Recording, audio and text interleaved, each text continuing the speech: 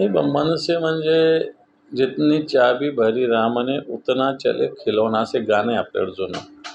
तेवढी चालणारी संघटना आहे. चाबी जेवढी भरलेली तेवढीच चालेल. कोणाच्या तरी इशाऱ्यावर चालणारं हे संघटन आहे आणि म्हणून हे फार मनाने या सगळ्या गोष्टी होतात. शोबाजीने एखाद्या बँकेत जाऊन एखाद्याच्या कानाखाली मारले तर लगेच मराठीचा प्रसार होईल अशातला काही भाग नाही. गंगेत जाऊन तुम्ही राहिले म्हणजे गंगा स्वच्छ होईल अशातला काही भाग आहे. हा हे सगळे विषय आहे. अतिशय प्रॅक्टिकली याची सुरुवात आवश्यक असते.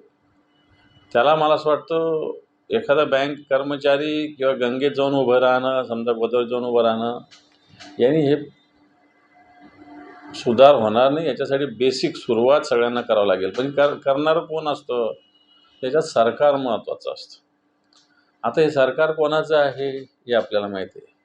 या सरकारविषयी मनसेची भूमिका काय हे आपल्याला माहिती आहे.